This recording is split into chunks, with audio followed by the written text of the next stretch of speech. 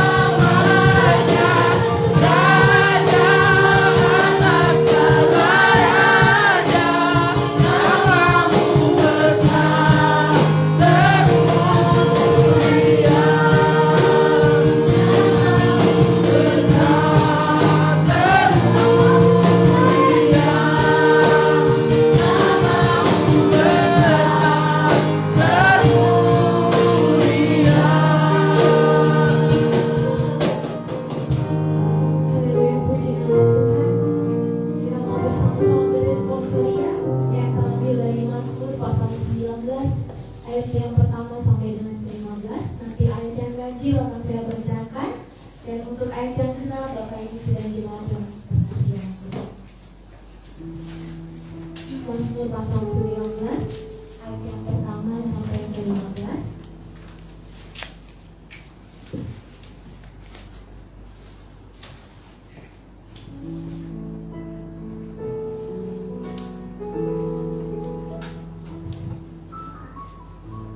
Demikian bunyi firman Tuhan. Untuk pemimpin biduan Mazmur ini. Langit menceritakan kemuliaan Allah dan cakrawala memberitakan pekerjaan tangannya. Hari meneruskan berita itu kepada hari, dan malam menyampaikan pengetahuan itu kepada malam. Tidak ada berita dan tidak ada kata, suara mereka tidak terdengar. Tetapi gema mereka terpancar ke seluruh dunia, dan perkataan mereka sampai ke ujung bumi. Ia memasang kemah di langit untuk matahari, Yang keluar bagaikan panggilan laki yang keluar dari kamarnya. Kira-kira bagaikan awan yang hendak melakukan perjalanannya. dari ujung langit ia terbit, dan ia beredar sampai ke ujung yang lain. Tidak ada yang terlindung dari panas sinarnya. Tawaran Tuhan itu sempurna, menyadarkan jiwa. Peraturan Tuhan itu teguh, memberikan hikmat kepada orang yang tahu berpengalaman. Titah Tuhan itu tepat, menyukakan hati. Perintah Tuhan itu murni, membuat mata bercahaya. Takut akan Tuhan itu suci, tetapi untuk selamanya. Hukum-hukum Tuhan itu benar, adil selamanya. Lebih indah daripada emas, bahkan daripada banyak emas tua, dan lebih manis daripada madu, bahkan daripada madu tetesan dari sarang lebah. Lagi pula hambamu diperingatkan oleh semuanya itu, dan orang yang berpegang padanya mendapatkan pahala yang besar. Siapakah yang dapat mengetahui kesesatan? Bebaskanlah aku dari apa yang tidak kusadari. Lindungilah hambamu juga terhadap orang yang kurang saja. Janganlah mereka menguasai aku, maka aku menjadi tak bercela dan bebas dari perkara dosa. Ayat 15 kita baca bersama-sama. Mudah-mudahan engkau berkenan akan ucapan mulutku dan renungan hatiku yang lemah, guru batuku dan penebusku.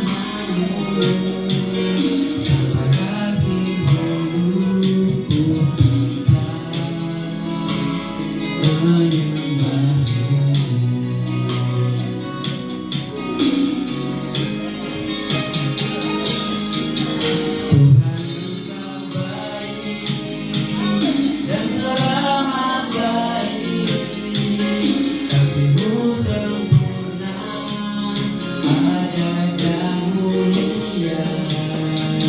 Segenap hatiku memuji nama-Mu, sampai akhir hidupku tetap menyembah-Mu.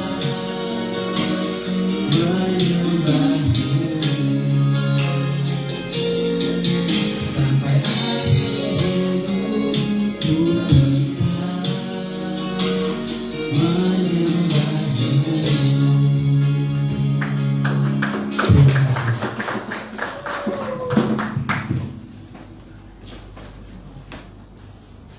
Terima kasih. Terima kasih atas persembahan pujian yang sudah dibawakan. Sebuah pujian yang mengingatkan kita bahwa sampai akhir hidup kita pun kita akan tetap menyembah Tuhan. Amin. Tiba saatnya kita mau menyiapkan hati dan pikiran kita untuk kita menyambut sabda firman Tuhan yang akan disampaikan oleh Bapak. Kita tahu bahwa sejuta rasa yang ada di jiwa kita selalu merindukan hadirat Tuhan. Maka hari ini kita mau minta Tuhan izinkan kita untuk datang menyembah di hadapan-Nya. Kita angkat pujian dengan judul Sejuta Rasa. Kami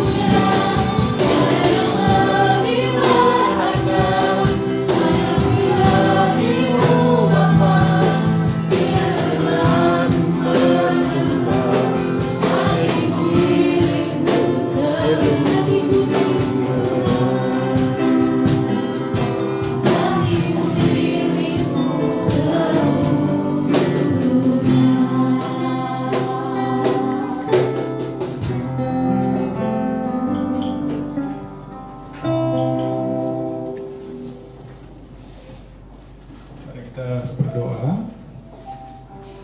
Bapa di surga, Bapa yang kami kenal di dalam nama Tuhan Yesus, pagi hari ini kami sangat bersyukur kami dikumpulkan kembali setelah menjalani masa-masa kerja kami, perkuliahan kami, dan pelayanan kami selama 1 minggu yang lalu. Kami bersyukur Tuhan, hari ini merupakan hari sukacita bagi kami, karena hari ini adalah hari kemenangan yang Tuhan Yesus persembahkan untuk setiap kami, umat-Mu ya Tuhan. Kami bersyukur Bapa di surga akan cuaca yang begitu baik dan kondusif, sehingga kami boleh ada di tempat ini dan menikmati persekutuan kami pada pagi ini. Dan saat ini kami akan membaca, merenungkan sebagian firman-Mu. Biarlah sebelum kami membacanya, Tuhan Yesus, Engkau menolong kami. Hati dan pikiran kami Tuhan kuatkan. Dan biarlah ketika kami membaca, Roh-Mu menolong kami untuk menerjemahkan setiap kebenaran ini di dalam hati kami dan juga di dalam tindakan hidup kami. Terima kasih Bapa di surga, kami berdoa dan memohon di dalam nama Tuhan Yesus Juru Selamat kami yang hidup. Amin. Silakan duduk kembali Bapak Ibu dan saudara yang dikasihi Tuhan Yesus. Selamat pagi. Selamat pagi saudara. Selamat pagi. Bagaimana hari ini, sehat? Sehat. Iya, kelihatan dari wajahnya belum makan. Ya. Kita punya tema hari ini adalah nubuat Nabi yang digenapi di dalam Yesus Kristus. Dalam Injil Lukas pasal 4 ayat 14 sampai dengan ayat 21, Yesus Kristus membacakan nubuat Nabi Yesaya di sinagog di Nazaret, yang demikian bunyinya. Injil Lukas pasal yang ke-4 ayatnya yang ke-14 sampai dengan ayat 21 demikian. Dalam kuasa, saya akan bacakan dalam terjemahan terbaru yang kedua. Dalam kuasa Roh kembalilah Yesus ke Galilea, lalu tersebarlah kabar tentang Dia di seluruh daerah itu. Sementara itu ia mengajar di rumah-rumah ibadat di situ, dan semua orang memuji Dia. Ia datang ke Nazaret tempat ia dibesarkan, dan menurut kebiasaannya pada hari Sabat ia masuk ke rumah ibadat lalu berdiri untuk berbicara, membaca. Kepadanya diberikan gulungan kitab Nabi Yesaya. Ia membukanya dan menemukan nas di mana tertulis, Roh Tuhan ada padaku, karena Ia telah mengurapi aku untuk menyampaikan kabar baik kepada semua orang-orang miskin. Ia telah mengutus aku untuk memberitakan pembebasan kepada orang-orang tawanan dan penglihatan bagi orang-orang buta, untuk membebaskan orang-orang yang tertindas, untuk memberitakan tahun rahmat Tuhan. Ia menutup gulungan itu, memberikannya kembali kepada petugas, lalu duduk. Mata semua orang dalam rumah ibadat itu tertuju kepadanya. Ia mulai berkata kepada mereka, katanya, pada hari ini genaplah nas ini ketika kamu mendengarkannya. Saudara yang dikasihi oleh Tuhan Yesus Kristus, penggenapan daripada nubuat yang disampaikan oleh Yesaya dan yang dibacakan oleh Tuhan Yesus, kemudian ditutup dengan satu perkataan yang luar biasa dari Tuhan Yesus bahwa genaplah pada hari ini apa yang sudah dinubuatkan. Dengan kata lain, Tuhan Yesus juga menguraikan penggenapan-penggenapan dari perkataan atau nubuatan yang disampaikan oleh Yesaya. Dan ada beberapa hal yang disampaikan dalam catatan ini tentang penggenapan itu. Yang pertama, di mana dikatakan di dalam ayatnya yang ke-18, menyampaikan kabar baik kepada orang-orang miskin. Kabar baik kepada orang-orang yang tidak memiliki apa-apa. Kabar baik kepada orang-orang yang miskin bukan hanya secara fisik saja atau materi saja, tetapi kabar baik ini juga untuk orang-orang yang miskin secara rohani. Dan pernyataan ini dicatat kembali di dalam kitab Matius pasalnya yang ke-11 ayatnya yang ke-5 yang mungkin kita bisa dapat lihat.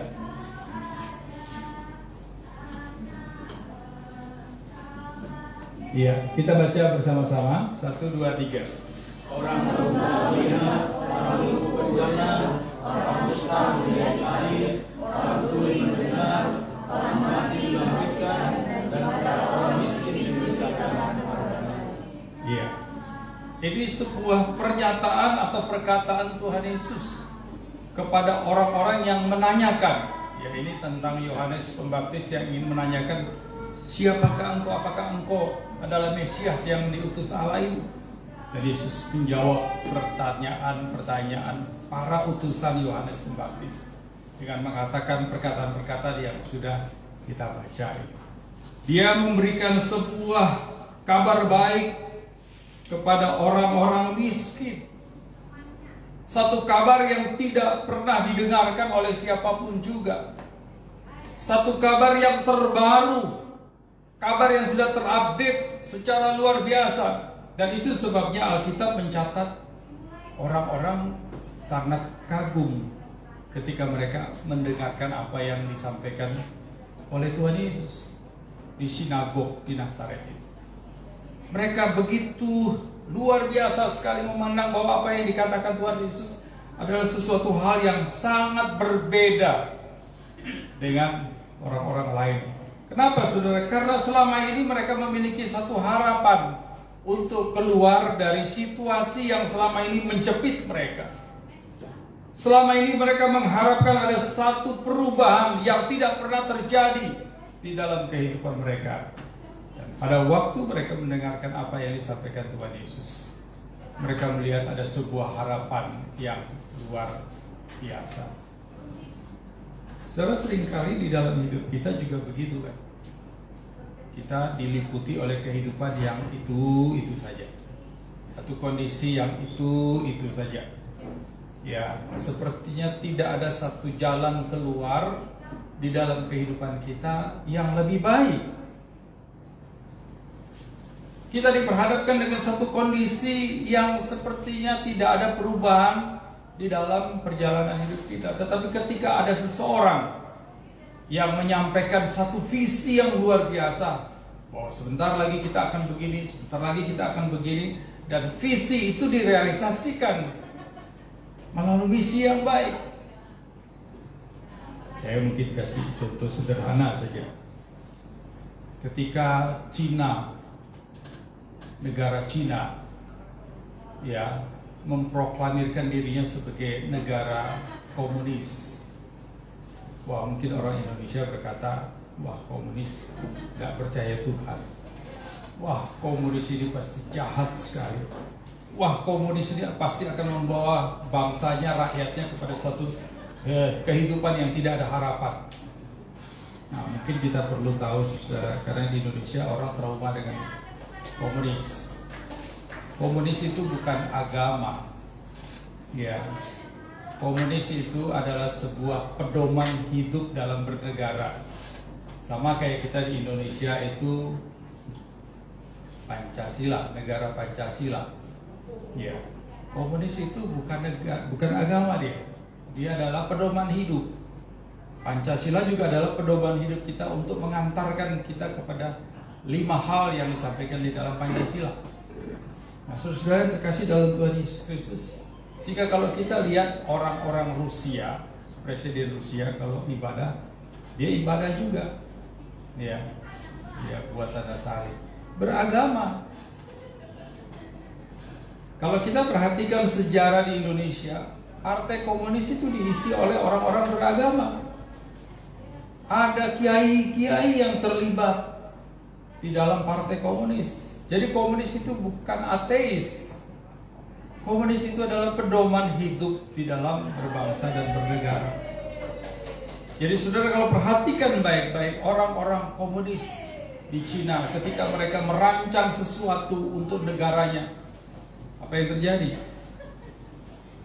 Hari ini negara komunis terbesar di dunia telah menunjukkan eksistensi yang luar biasa di dalam pembangunan. Soal jembatan tidak ada yang kalahkan Cina. Ya. Soal bangunan tidak ada yang kalahkan Cina. Ketika dia membangun sebuah stadion di daerah Timur Tengah, itu hanya dalam waktu beberapa bulan saja. Kalau di Indonesia mungkin bertahun-tahun. Tapi mereka cuma butuh sekian bulan, saudara. Luar biasa, teknologinya maju. Etos kerjanya luar biasa sekali tingginya orang-orang China. Kenapa? Karena ada pemimpin yang memberikan kepada mereka satu masa depan yang lebih baik dari waktu-waktu yang lalu. Cina itu miskin sekali.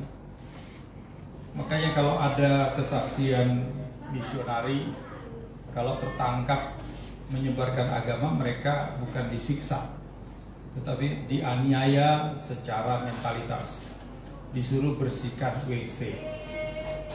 Saya ingat sekali karena saya bicara langsung dengan salah satu misionari ya yang pernah khotbah di tempat saya waktu saya masih di GKK. Mereka disuruh bersihkan WC. Dan WC-nya di Cina, itu WC umumnya di Cina lebih buruk, lebih jorok daripada WC di Indonesia. Ya, lebih buruk, lebih jorok, lebih kotor, lebih bau daripada WC umum di Indonesia. Dan membersihkannya itu bukan dengan sapu atau bukan dengan wipol, tapi dijilat.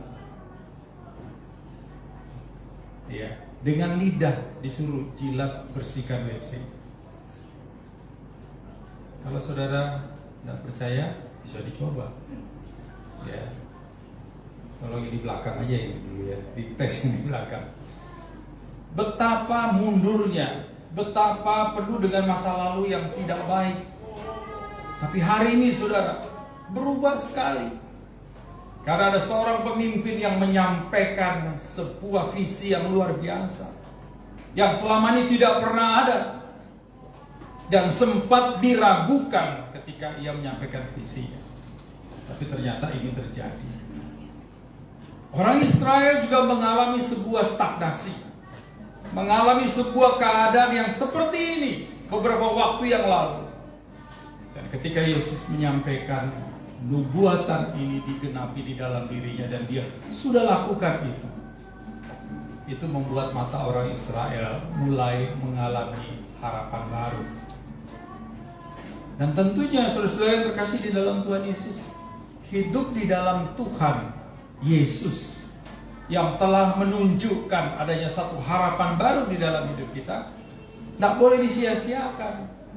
Apapun keadaan kita, apapun masalah yang kita hadapi, baik itu soal bisnis, baik itu soal pelayanan, baik itu soal studi, dan lain-lain sebagainya, kita mungkin akan mengalami sebuah keadaan stagnasi. Tapi ingat baik-baik bahwa Dia sudah datang untuk memberikan harapan baru kepada kita. Ketika kita percayakan harapan baru kita ini kepada Dia, Dia sudah lakukan sebelum kita melihat kenyataan. Kalau Dia sudah lakukan sebelum kita melihat kenyataan, maka kita tidak boleh mengabaikan apa yang Yesus sudah lakukan. Harusnya kita juga memiliki harapan itu dan menaruh harapan itu kepada Tuhan. Mungkin ketika sulit kuliah, Ya, kadang-kala kalau kuliah itu uang saku, pas-pasan, bahkan terlambat dan lain sebagainya. Ada banyak persoalan. Tapi ketika kita taruh harapan itu kepada Tuhan, Tuhan pasti buka jalan. Saya waktu kuliah juga sama dengan saudara. Ya, saya makan, tidur, saya pikir gratis. Tahu-tahu tata usaha bilang, tolong dibayar. Saya bingung, sempat down. Dan selama 2 minggu, ketika lampu mati di asrama, semua harus tidur, saya berlutut di samping tempat tidur saya dan berdoa. Selama 2 minggu, karena saya tahu di dalam Tuhan ada harapan. Dan Tuhan sudah buka semua perjalanan hidup saya menuju kampus. Ada banyak harapan yang terrealisasi. Dan saat itu saya berharap kembali. 2 minggu kemudian saya mendapatkan beasiswa. Bahkan saya diberikan uang saku. Pada waktu itu saya ingat sekali, 15.000 per bulan. 15.000 per bulan saya bisa beli sabun, saya bisa beli odol, ya, saya bisa beli sabun cuci. Dan sedikit makanan-makanan yang saya sukai pada waktu itu. Dan saya terus melihat harapan ini. Tidak ada yang menopang saya, orang tua saya tidak bisa menopang saya, tante saya juga tidak bisa menopang saya.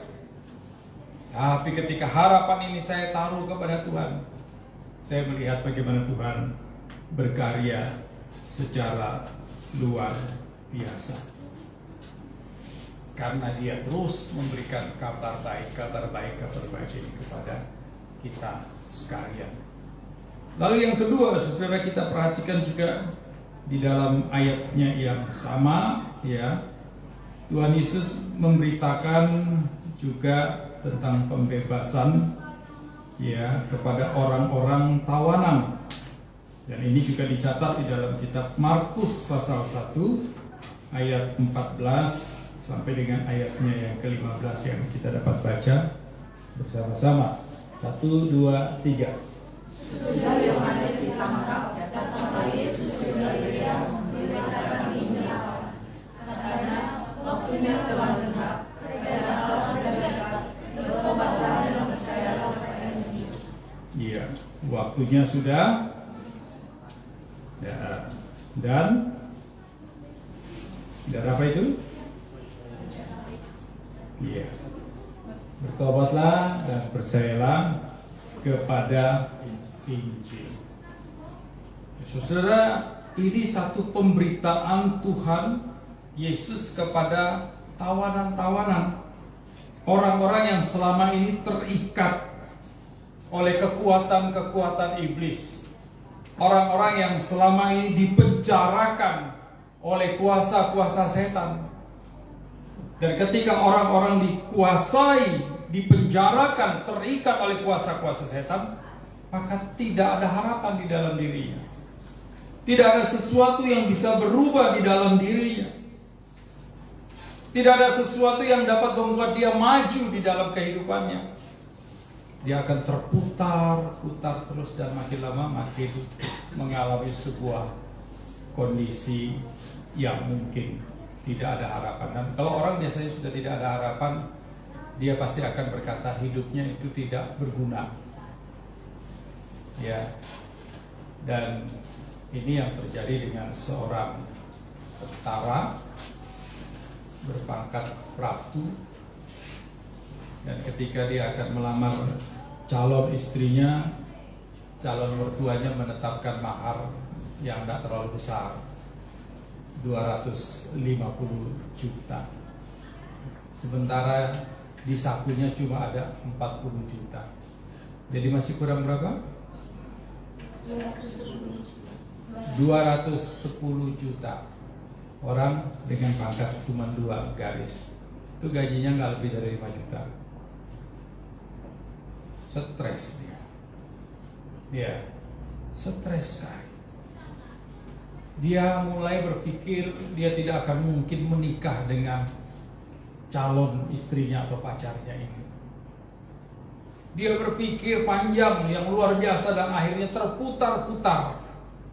Tidak ada gunanya lagi dirinya selain harus diakhiri dengan kematian.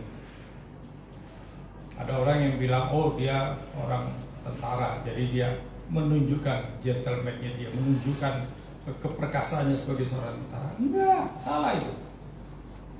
Justru dia menunjukkan bahwa di dalam hidupnya tidak ada lagi harapan untuk nikah dengan perempuan itu. Sebenarnya kalau dia mau berpikir panjang, ada harapan di dalam Tuhan, pasti dia akan bisa melewati masa-masa itu. Saya ingat adik saya yang paling kecil, calonnya itu orang Chinese, Flores. Ya, waktu saya datang, saya panggil dia, saya ajak omong, karena dia belum berani bicara dengan papa saya. Saya yang ajak dia ngomong. Dan kemudian saya ajak antar dia di papa saya, kita ngobrol. Calonnya datang. Dan kita minta supaya calonnya coba tolong hubungi orang tuanya. Nah, setelah beberapa lama, dia sampaikan itu kepada kami. Saudara tahu, maharnya itu luar biasa. Yang pertama harus siapkan babi yang harganya 3 juta. 3 juta ini 10 tahun lebih yang lalu Bapak Ibu. Jadi tidak murah. Yang kedua harus sediakan kuda 25 ekor. Bukan ekornya, ya, kuda lengkap dengan kepala-kepalanya, dengan kaki-kakinya. Satu kuda itu harganya juga jutaan. Dan yang keempat harus membayar mahar 50 juta. Di bapak saya kaget, keluarga saya, adik-adik saya juga kaget. Tapi saya nggak kaget, karena ini biasa di daerah-daerah tertentu memasang tarif mahar seperti itu. Saya panggil calon adik ipar saya bilang, kita sudah terima, kakak sudah terima semua tuntutan keluarga, dan itu tidak boleh ditawar. Saya bilang begitu, itu nggak boleh ditawar, itu pamali. Wah, adik saya berbunga-bunga, dia pikir ini pasti dapat dah. Tapi saya bilang, kamu tahu kan kakak-kakak ini, ya karena adik saya paling kecil, saya bilang, kakak-kakak hanya pegawai negeri, saya hamba Tuhan. Tapi kita tetap penuhi tuntutan ini, saya bilang. Kita akan tabung dari waktu ke waktu untuk mendapatkan 50 juta, kuda 25 ekor, babi 1 ekor harga 3 juta. Kita akan tetap penuhi tuntutan ini. Dan kakak sudah hitung, kalau kita tabung, maka paling tidak 10 tahun kita baru dapatkan itu. Adik ipar saya langsung tutup mulutnya begini. Dia keluar, dia telepon, saya dengar dia telepon ibunya. Hei, itu kalau sampai 10 tahun saya tidak kawin-kawin, katanya. Iya, dia umurnya sudah 20-an sekian, saya tidak kawin-kawin nanti kalau 10 tahun. Saya dengar ibunya katakan, jadi mau apa? Ya jangan segitulah. Ya, dan pada akhirnya saudara diputuskan hanya babi yang harganya 3 juta saja. Dan ketika rombongan lamaran sampai di Maumere di Flores, ternyata disambut meriah sekali oleh keluarga calon istri adik saya. Ada 15 orang yang berangkat ke sana. Dan yang luar biasanya 15 orang ini mendapatkan ulos, kalau di Batak bilang ulos, kain adat yang harganya itu 1,5 juta satu lembar, tebal asli. 15 orang semua dapat. Jadi kalau dihitung 15 kali 1,5 juta itu berapa itu? Nggak usah dihitung ya, nanti kebanyakan. Iya, lumayan duitnya kan? Lumayan. Tapi kalau pada waktu itu tidak ada harapan, tidak ada satu hal yang dipikirkan untuk diputar dan dipertaruhkan di dalam Tuhan, mungkin nggak jadi kawin. Mungkin sampai hari ini adik saya tidak dapat istri yang seperti itu. Tapi semua ada jalan. Di dalam Tuhan ada jalan. Di dalam Yesus ada jalan, ada solusi. Tidak ada sesuatu yang tertawan kalau di dalam Tuhan. Hanya orang yang diikat oleh iblis, diikat oleh setan, diikat oleh kegelapan lah yang tetap menjadi tawanan yang tidak bisa berbuat apa-apa. Sehingga saudara, kalau saudara stres, kita tidak mengalami sesuatu yang lebih baik dari hidup kita, jangan terikat terus. Jangan berada di situasi itu terus. Percayalah dan ketahuilah bahwa Tuhan itu adalah yang membebaskan para tawanan dari keterikatannya terhadap kuasa-kuasa gelap. Dengan satu cara apa? Bertobat. Kalau hari ini ada orang yang masih dikuasai oleh kegelapan, bertobat. Karena Injil Kristus Yesus adalah kabar baik yang membebaskan orang dari kuasa kegelapan. Lalu yang ketiga yang digenapi oleh Tuhan Yesus dalam actionnya, kita perhatikan dia adalah satu pribadi yang mengobati orang-orang sakit. Dan kita bisa lihat di dalam catatan-catatan yang tadi, khususnya di dalam kitab Injil Matius. Ya, kita lihat Injil Matius pasal 9 ayat 35. Ya. Coba kita baca sama-sama. Demikianlah Yesus berkeliling ke semua kota dan desa, yang mengajar dalam rumah mereka dan memberikan mujizat serta membenarkan segala penyakit. Iya. Ayat Markus 1 ayat 15. Ya, kita baca.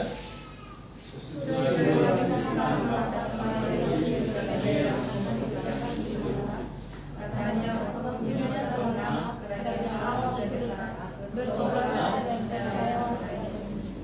Iya. Jadi kita perhatikan di dalam kitab Matius tadi ayat pasal 9 ayat 35, Tuhan Yesus berkeliling ya untuk menyembuhkan orang-orang sakit. Ini bukan satu hal yang biasa sebenarnya, saudara. Walaupun mungkin bisa dikatakan biasa. Karena ada banyak orang sakit di dalam kehidupan orang-orang Israel.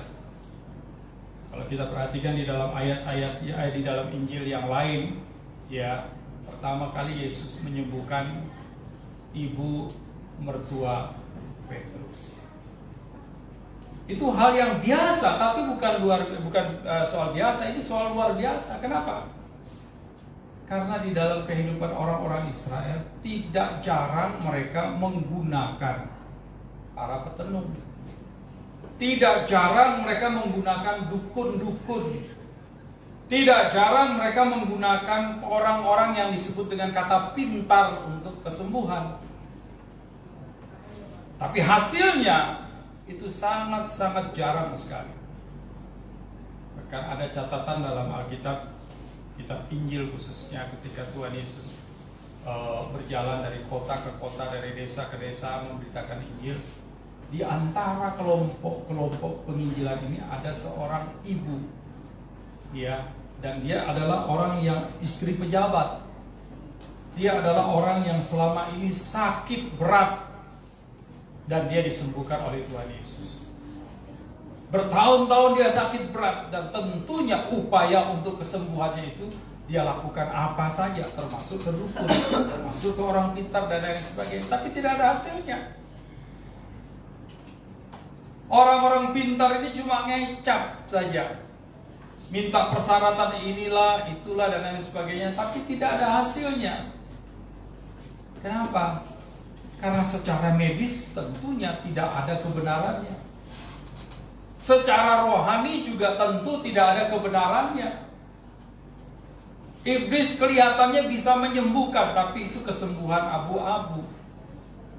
Tapi apa yang dilakukan oleh Tuhan Yesus adalah sebuah kesembuhan yang sungguh-sungguh. Dan selama ini orang-orang yang berharap kepada orang pintar, orang-orang dukun, orang-orang yang melibatkan kuasa-kuasa kegelapan, matanya mulai terbuka untuk melihat keajaiban yang dilakukan Tuhan Yesus dengan menyembuhkan mereka. Bahkan kalau kita lihat perjalanan dalam pelayanan Tuhan Yesus, ya, orang yang percaya dengan dia pegang bajunya saja dia sembuh. Orang yang mengalami pendarahan 12 tahun, pegang bajunya saja mereka sembuh. Satu panglima, satu tentara, ya, dia tidak mau Tuhan Yesus datang ke rumahnya. Dia minta, Tuhan, Tuhan ngomong saja, anak saya pasti sembuh. Dan kesembuhan yang seperti inilah yang membuat bangsa Israel terbelalak matanya. Ini adalah satu mujizat yang luar biasa yang belum pernah mereka dengar. Dan itulah sebabnya Tuhan Yesus katakan bahwa apa yang dinubuatkan di dalam kitab Yesaya sekarang digenapi. Hari ini digenapi, bukan abu-abu, bukan abal-abal, tapi betul-betul ini kuasa Tuhan yang dinyatakan untuk menyembuhkan orang-orang yang selama ini beralih dari Tuhan ke hantu. Tapi mereka hari ini merasakan kuasa Tuhan yang luar biasa. Nah, ini mengingatkan kita juga, saudara, kadang-kala kita sebagai manusia Kristen, ya, kalau sakit itu pikirannya bukan Tuhan dulu. Ya. Di daerah pelayanan saya di pedalaman banyak orang Kristen kalau sakit cari dukun dulu. Ya, nah, sebenarnya ada salahnya, banyak salahnya, tapi ya juga nggak terlalu salah. Kenapa? Karena pendeta banyak yang nggak tinggal di tempat pelayanannya. Ya, hamba Tuhan itu melayani di sini, tapi tinggal di sana. Jadi jemaat nggak bisa panggil dia kalau nggak ada sinyal, bagaimana? Ya, dan ini adalah satu bentuk pelayanan yang saya bilang salah sekali. Hamba Tuhan harus ada di tempat pelayanannya ketika ada jemaat yang sakit, maka didoakan. Berapa malam lalu saya dengan istri mendoakan satu ibu yang sakit asam lambung. Ya, di satu daerah yang namanya Palawayan. Anaknya juga hamba Tuhan yang sedang pelayanan di Riau. Adiknya telepon, Pak, boleh minta tolong doakan ibu. Ibu minta bapak yang doakan. Ada gembalanya, tapi minta saya, gembalanya tinggal di lain, yang memang daerah itu kurang baik kondisi sinyalnya. Nah, saya tidak bisa bilang, oh, sama gembalamu aja, nggak bisa layani lain. Kalau enggak nanti dia ke dukun, karena ini adalah orang Kristen baru. Ya, konsepnya jelas. Kalau dia dulu dukun, ya sekarang pasti dukun. Karena apa? Hamba Tuhan nggak ada. Kalau suruh langsung ke Tuhan, mereka nggak berani. Ya, karena mereka pikir itu adalah wilayahnya hamba Tuhan. Mereka takut mau ngomong apa sama Tuhan, karena itu adalah zonanya hamba Tuhan. Nah, saudara yang terkasih dalam Tuhan, ada begitu banyak kasus-kasus seperti ini. Nah, oleh sebab itu, di dalam kehidupan kita sebagai orang percaya, Tuhan harus nomor one. Tuhan harus nomor satu. Kenapa? Karena dia sudah membuktikan bahwa selama ini apa yang tidak mungkin, itu mungkin di dalam dia. Karena ia juga telah menyembuhkan orang-orang yang sakit. Yang keempat, ya, penggenapan yang Tuhan juga sudah lakukan di dalam masa pelayanannya adalah memberitakan tahun rahmat Tuhan, seperti yang diungkapkan di dalam Lukas 4 ayatnya yang ke-19 dan juga Markus ya pasal 1 ayatnya yang ke-15. Coba kita lihat seperti yang tadi juga.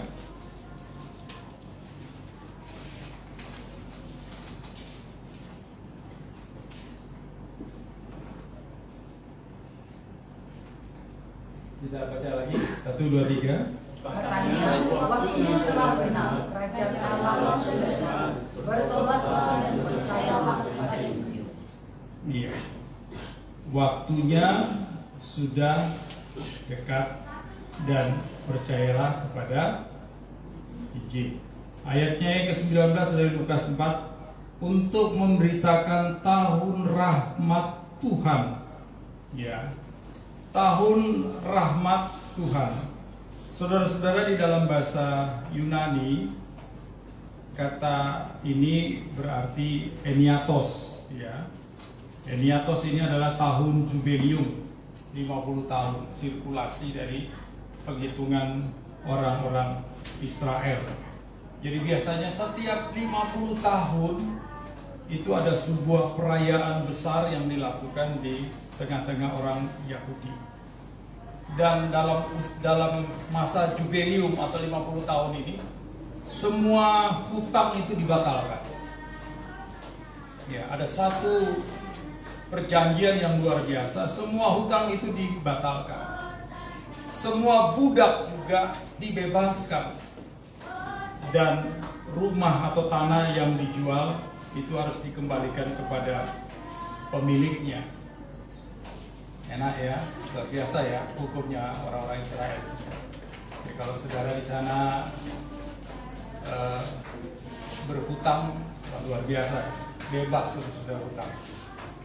Nah, saudara terkasih, di dalam konteks Lukas 4 ayat 19 tentang tahun rahmat ini, maka secara rohani kita akan bisa melihat apa sih sebenarnya yang ingin disampaikan Tuhan Yesus. Makna apa yang ingin disampaikan oleh Tuhan Yesus di dalam tahun pembebasan ini.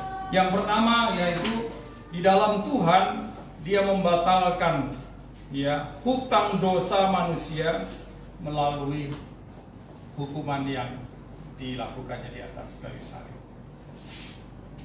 Dia sudah membuat pernyataan ini untuk mengatakan kepada bangsa-bangsa, kepada saya dan saudara, bahwa hutang dosa kita ini sudah selesai ditanggung Tuhan Yesus di atas kayu salib. Jadi kalau kita masih menanggung dosa kita masih memikirkan kesalahan kita, itu salah kita sendiri. Sebab Tuhan sudah memberikan proklamir yang luar biasa. Dia sudah tuntaskan hutang kita. Dia sudah tanggung hutang dosa kita ini di atas kayu salib. Maka kita tidak boleh lagi memiliki perasaan berdosa.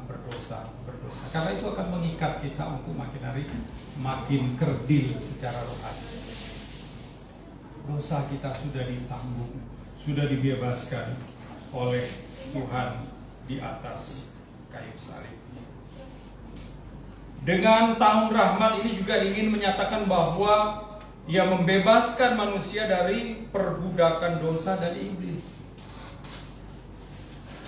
Dia memberikan sebuah statement bahwa engkau sudah dipindahkan dari zonanya iblis, zonanya setan, zonanya dosa kepada satu zona yang lain, yaitu zona tahun anugerah atau zona anugerah di dalam Tuhan Yesus Kristus. Makanya berkali-kali dalam nasihatnya Rasul Paulus kepada jemaat-jemaat yang ada di Filipi, di Korintus dan lain sebagainya, kita ini adalah manusia-manusia baru. Bukan manusia lama, kita ini manusia baru, anak-anak terang yang harus berbeda dengan zona masa lalu kita. Bahkan dalam Yohanes pasal 1 ayat 12 dikatakan, siapa yang percaya kepada Dia, kepada firman itu yang sudah menjadi manusia itu, dia disebut dengan kata anak-anak Allah. Dulu kita adalah alat permainan iblis, anak-anak hantu. Sekarang tidak lagi, zona kita adalah anak Allah. Sebuah status baru yang luar biasa, yang telah diperjuangkan oleh Tuhan secara luar biasa supaya kita bebas dari keterikatan kuasa dosa dan iblis. Makanya kita harus bersyukur, saudara. Dalam catatan-catatan lain kitab Injil dan juga kitab-kitab yang lain dikatakan kita harus kerjakan keselamatan ini. Kalau sekarang saya dan saudara sudah pindah alam, dari alam hantu kepada alam Tuhan, maka harus kerjakan terus keselamatan ini. Perjuangkan terus keselamatan ini dengan satu fokus, Yesus Kristus. Maka semakin hari kita akan semakin diperbaharui melalui pengalaman-pengalaman hidup kita yang luar biasa. Dan yang terakhir, saudara, tahun pembebasan atau tahun rahmat ini memberikan pernyataan bahwa Dia telah mengembalikan manusia kepada hubungan yang benar dengan Allah. Dulu kita punya hubungan yang tidak benar dengan Allah. walaupun kita cari Allah. Ya, saya ulangi. Dulu kita punya hubungan yang tidak benar dengan Allah, walaupun kita cari Allah. Contohnya di mana? Zaman dulu kalau orang mau cari Allah, yang dicari Allah itu yang disembah apa? Batu, kayu, laut, lembah, gunung.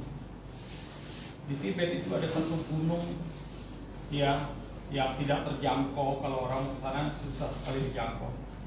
Dan itu setiap tahun mereka berkumpul di bawah gunung itu untuk menyembah gunung itu, karena di dalam gunung itu dia diakui ada dewa-dewa yang tinggal di sana.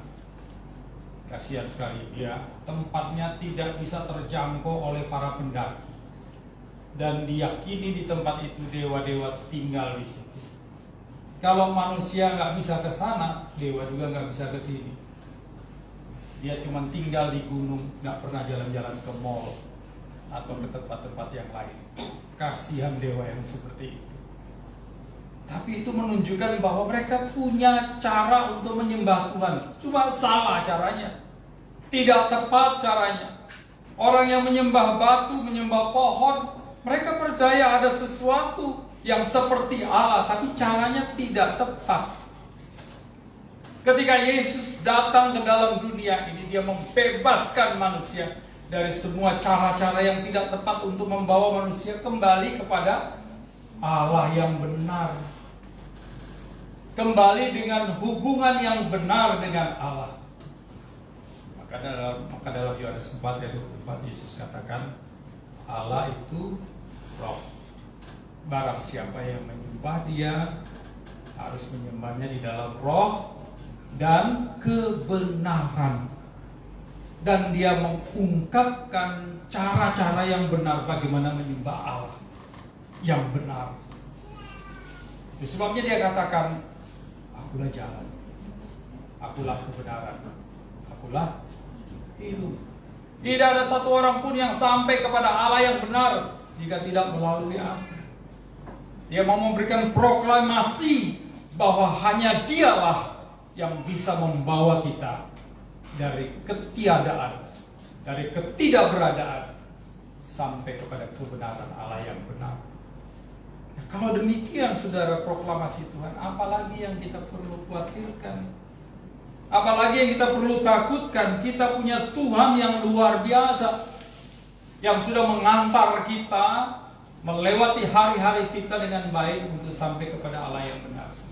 Makanya jangan jadi orang Kristen yang setengah-setengah. Hari ini percaya Tuhan, besok cara lain. Atau mungkin hari ini rajin sekali, dengar-dengar berapa tahun yang lalu akan datang sudah pindah alam rohani maksudnya. Ya, banyak toh ya. Saya punya banyak sekali pengalaman ini. Ya, saya ingat sekali ya, berapa tahun yang lalu ketika saya pelayanan di GKKA, saya tangani pemuda.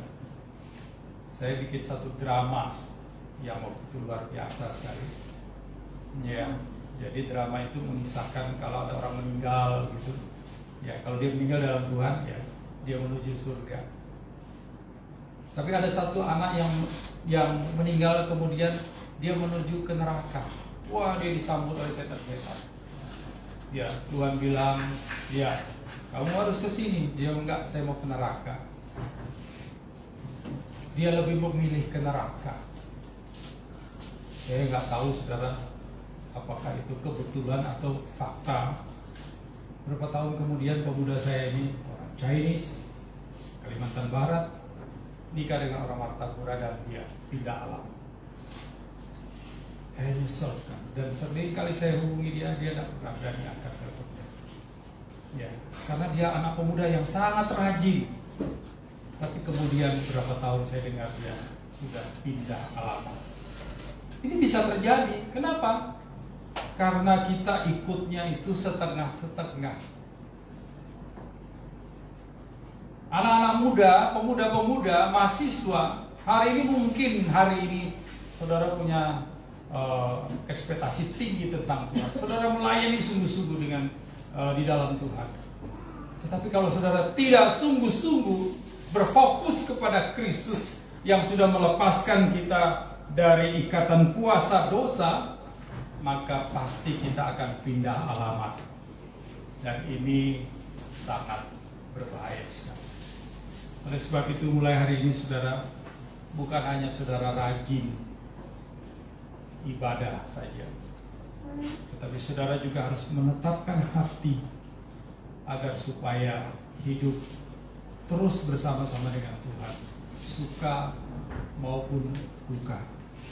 Karena nubuat daripada para nabi yang jauh-jauh sebelum Tuhan Yesus lahir ke dalam dunia ini sudah dinubuatkan, sudah diutarakan dan digenapi di dalam Yesus Kristus. Kalau dia sudah menggenapi apa yang dinubuatkan nabi-nabi masa lalu tentang membebaskan orang tawanan, membantu orang miskin, menyembuhkan orang sakit, membawa orang dari hantu ke Tuhan yang benar, maka ini merupakan sebuah catatan penting dalam hidup kita. Dia adalah Mesias yang dinanti-nantikan oleh dunia. Kita berdoa.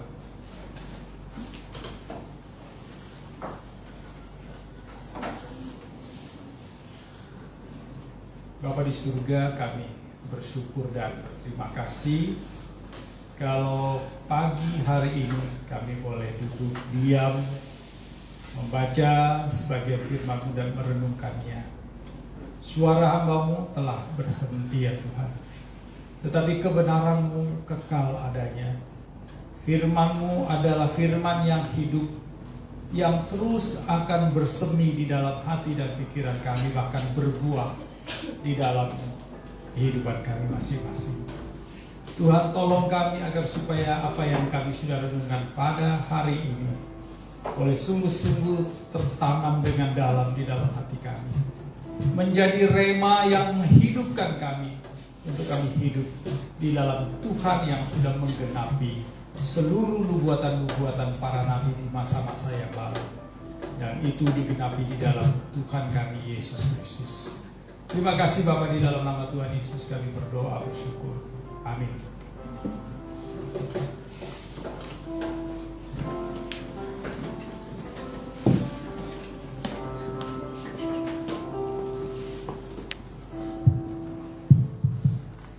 Terima kasih kepada hamba-Nya yang boleh menyampaikan firman Tuhan bagi kita semua. Kita akan menyaksikan persembahan pujian yang akan disampaikan oleh CM Yanti. Dipersilakan.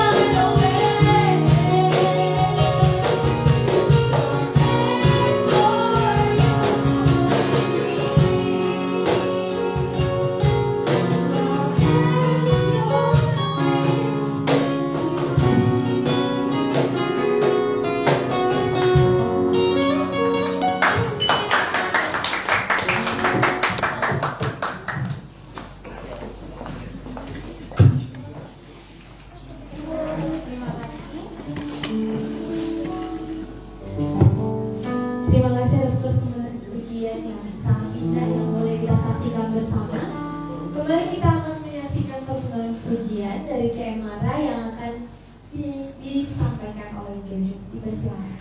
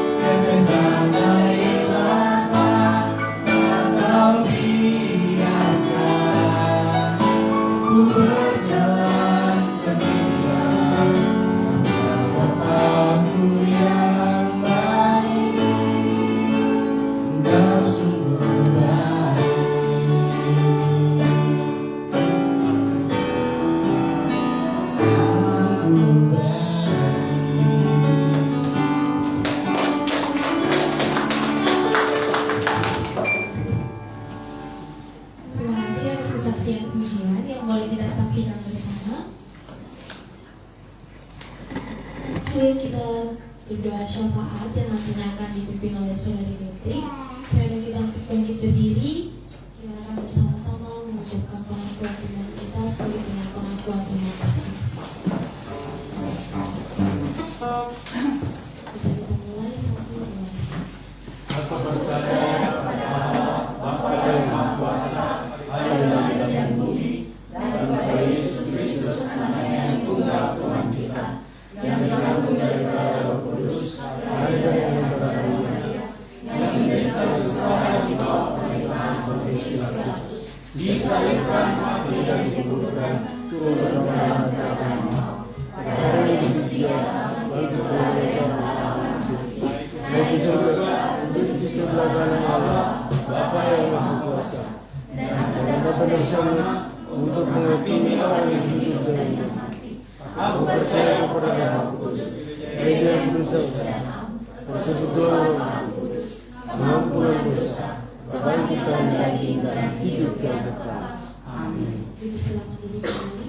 Kita akan bersama doa syafaat yang akan dipimpin oleh Saudari.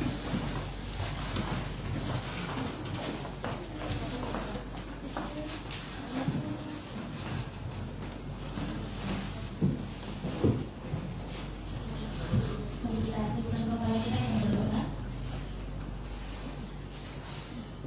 Kembali kami datang dan mengucap syukur di hadapan-Mu ya Tuhan, oleh karena penyertaan dan kebaikan Tuhan, kami masih dapat menikmati anugerah keselamatan hingga pada detik ini. Kami bersyukur dan berterima kasih untuk cuaca yang baik yang Tuhan sediakan bagi kami, sehingga sepanjang ibadah ini kami dapat melakukannya dengan kondusif ya Tuhan.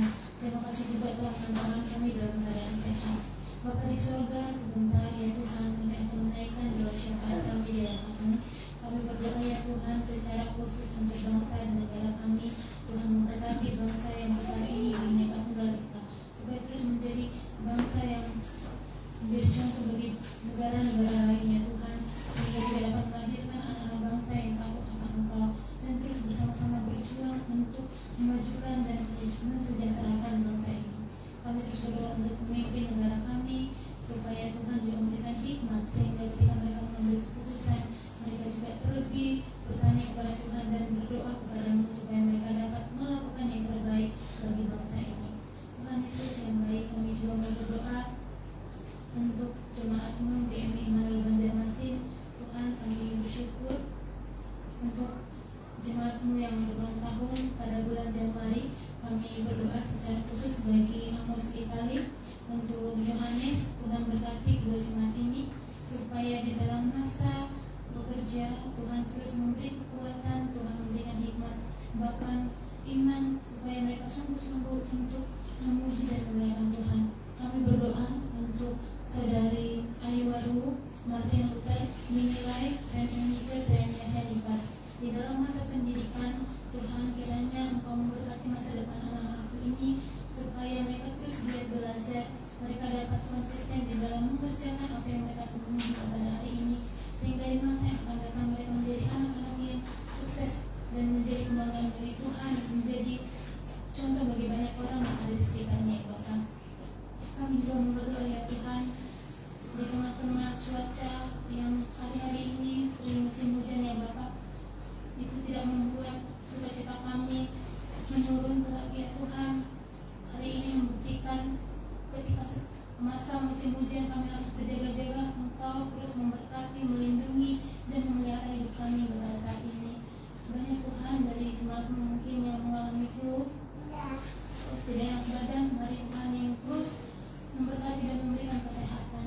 Kami juga berdoa secara khusus bagi jemaat Tuhan, untuk Ibu Eviati di dalam masa pemulihan kesehatan, menambahkan sukacita, semangat, bahkan di dalam rutinitas harus mengkonsumsi obat. Tuhan memberikan kesehatan dan pemulihan yang sempurna bagi ibu kami.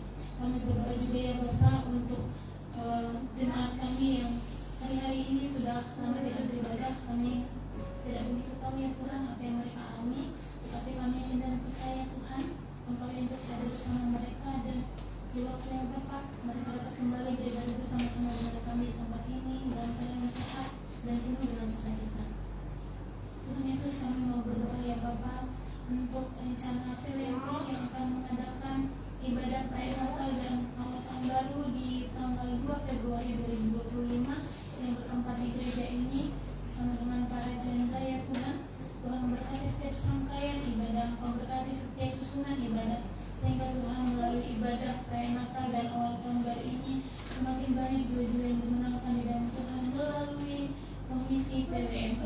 Tuhan berkati setiap hamba-hamba yang bekerja di dalamnya dan mencukupkan setiap apa yang diperlukan di dalam persiapan ibadah ini ya Tuhan. Kami juga mau berdoa ya Bapa untuk gereja kami masih membutuhkan kulkas ya Tuhan. Dalam kondisi saat ini kulkas kami sudah kurang layak untuk digunakan. Kami terus berdoa kepada Tuhan supaya Engkau memberikan rezeki bagi kami, bagi gereja ini, sehingga dapat memenuhi kebutuhan pastorik juga ya Tuhan, kursi bagi gereja ini supaya cukup bagi kami untuk beribadah bersama-sama, duduk dengan nyaman ya Tuhan. Mari Engkau memberkati dan membuka pintu-pintu berkat bagi kami, terlebih jemaat-Mu ya Tuhan, supaya menjadi saluran berkat bagi gereja ini. Terima kasih Bapak, terima kasih. Kami terus berdoa bagi P3GM ini di dalam masa pendidikan, di dalam masa awal tahun pengajaran ya Tuhan, supaya diberikan semangat, supaya terus bersyukur, supaya mereka juga terus mengingat bahwa mereka harus berjuang di dalam masa perkuliahan mereka, sehingga orang tua mereka Tuhan yang jauh daripada mereka maupun yang dekat dengan mereka terus bersukacita dan berbahagia melihat anak-anaknya menjadi sukses di masa yang akan datang. Kami berdoa ya Tuhan bagi jemaat-Mu yang tua masih harus tetap bekerja untuk memenuhi kebutuhan hidup. Tuhan bagi anak kami, Tuhan memberkati masa tua mereka, diberikan kekuatan, kesehatan dan sukacita. Jemaat yang bekerja juga Tuhan memberikan kekuatan supaya di dalam pekerjaan mereka memang Tuhan yang boleh terus dipuji dan dimuliakan. Sebab firman-Mu berkata Tuhan kami harus bekerja sehingga kami dapat memenuhi apa yang menjadi kebutuhan hidup kami ya Bapa. Kami berdoa bagi jemaat-Mu yang merindukan pekerjaan yang terbaik dari Tuhan. Engkau buka jalan, Engkau memberikan kesabaran, Engkau memberikan terus hikmat dan sukacita bagi mereka yang menanti pekerjaan yang terbaik dari Tuhan. Bagi Tuhan di masa-masa menanti mereka terus berseru dan menaruh harapan itu pada Tuhan seperti firman-Mu berkata ya Bapa. Firman yang kami terima pada hari ini, ketika banyak masalah tentang hidup yang kami hadapi ya Tuhan, kami tidak perlu putus asa, kami tidak perlu putus harapan, sebab kami punya Allah yang dahsyat, Allah yang luar biasa, Allah yang mempunyai segala hal sesuatu di muka bumi ini.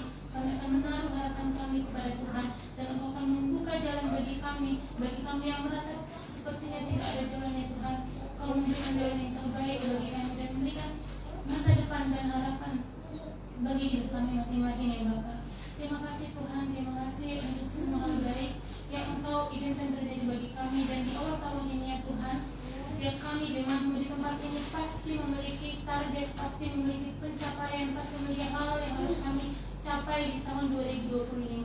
Bersama dengan Tuhan kami mampu menjalani, kami mampu mencapai semuanya itu dengan penuh sukacita dan mengandalkan Engkau dengan sepenuhnya ya Bapak. Terima kasih Tuhan, kami menyerahkan hidup kami, masa depan kami dalam tangan kasihan-Mu, dalam nama Tuhan Yesus Kristus kami berdoa dan bersyukur. Amin.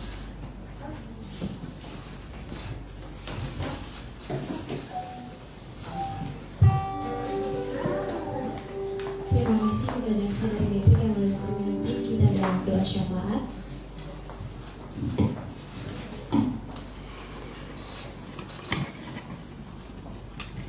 Kita akan membawa persembahan kita di hadapan Tuhan dengan sebuah ayat yang mengatakan, hendaklah masing-masing memberikan menurut kerelaan hatinya, jangan dengan sedih hati atau karena pasang, sebab Allah mengasihi orang yang memberi dengan sukacita. Mari kita bersatu di dalam doa untuk kita menyerahkan persembahan kita. Ya Bapa yang bermurah hati di dalam hidup kami, terima kasih buat semua kesempatan, terima kasih buat setiap anugerah, berkat dan rencana yang Tuhan nyatakan dalam hidup kami. Hari ini kami boleh bersyukur dalam kemenangan, kami boleh membawa ucapan syukur kepada Tuhan, bukan karena kami berkelebihan, tapi karena kami ingin memberi sebagai ungkapan sukacita kami di hadapan Tuhan. Berkati setiap tangan yang sudah memberi maupun yang belum memberi nantinya, biarlah Tuhan pekerjaan setiap jemaat Tuhan segala usaha, segala rutinitas sehari-hari yang mereka lakukan, baik itu di pendidikan, juga Tuhan yang memberkati dengan berlipat ganda. Kami percaya Bapa bahwa lumbung kami tidak akan pernah kekurangan, tapi akan berlimpah karena Bapa di surga yang sudah menyediakannya. Terpujilah nama Bapa, kami siap memberikan ucapan syukur kami dengan sukacita. Dalam nama Tuhan Yesus, haleluya, amin. Sambil kata persembahan diadakan oleh saudari ini, kita akan mengangkat pujian yang mengatakan ajaib Kau Tuhan.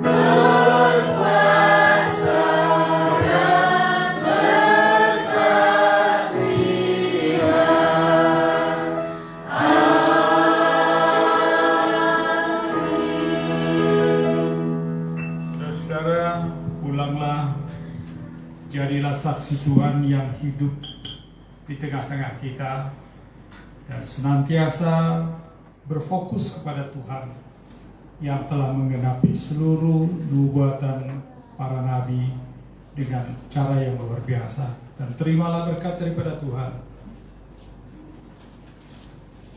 Kasih sayang dan cinta kasih yang luar biasa dan yang sempurna dari Allah Bapa serta anaknya Yesus Kristus, persekutuan dan kekuatan dan penghiburan daripada Roh Kudus menyertai kita sekalian dari sekarang sampai Maranatha, Tuhan Yesus datang untuk yang kedua kalinya. Amin.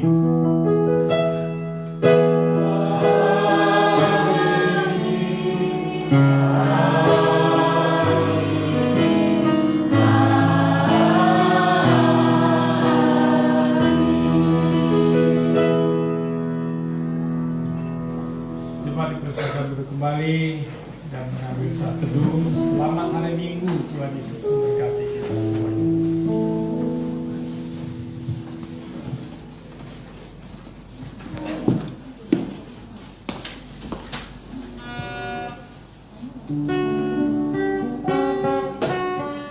Kita akan melanjutkan ibadah kita.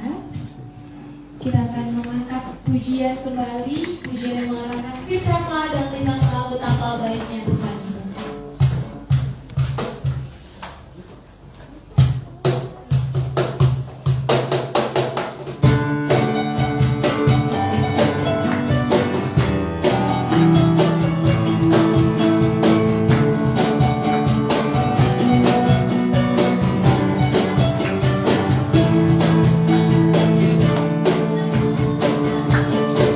Thank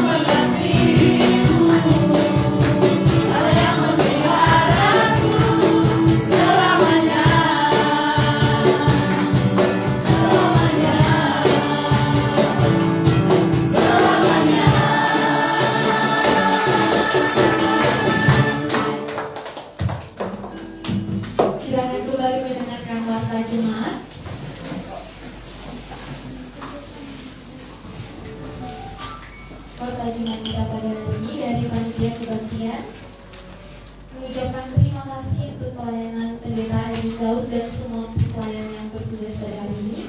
Tuhan Yesus memberkati. Jika ada hasil Jumat yang baru beribadah pada hari ini, boleh berdiri, kita akan dipersilakan untuk memperkenalkan diri. Baik, jika tidak ada, saya akan membacakan untuk petugas pelayan minggu depan.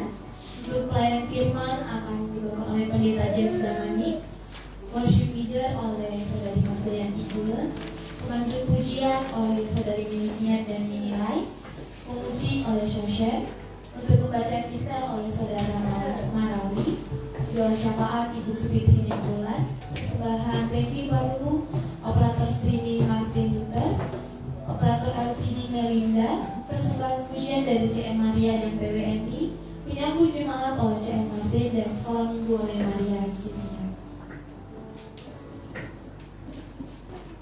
Kemudian untuk sakramen perjamuan kudus, minggu depan tanggal 2 Februari 2025 adalah minggu pertama dalam bulan Februari. Lalu kita mempersiapkan diri untuk menerima sakramen perjamuan kudus. Dari Komisi Pelayanan dan Keuangan, kantor persembahan yang diedarkan 2 kartu untuk kas gereja dan tersebar ke depan untuk dana pembangunan kantor GMI wilayah 2. Selanjutnya untuk daftar hadir jemaat dan juga persembahan boleh kita saksikan bersama di warta.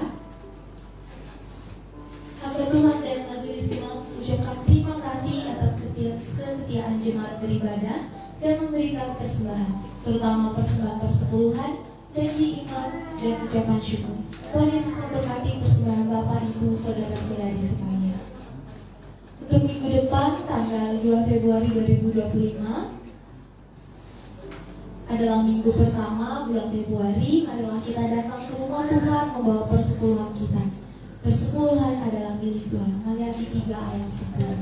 Dari Komisi Keanggotaan dan Evangelisasi mengingatkan kepada kita semua bahwa ada diadakan besok hari Senin tanggal 27 Januari 2025 pukul 20 WITA via Zoom meeting, yaitu oleh Badan Keanggotaan dan Evangelisasi GMI Wilayah 2.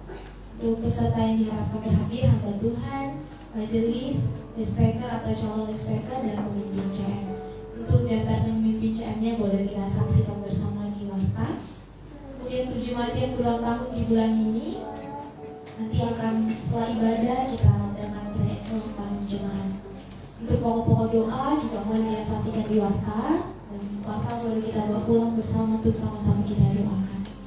Dari Komisi Pendidikan Agama Kristen, sehubungan dengan adanya rapat majelis, maka kelas katekisasi ini akan diadakan mulai minggu depan 2 Februari 2025. Mengingatkan kita semua bahwa masih diadakan doa pagi setiap Sabtu pukul 6 sampai 7 di gereja.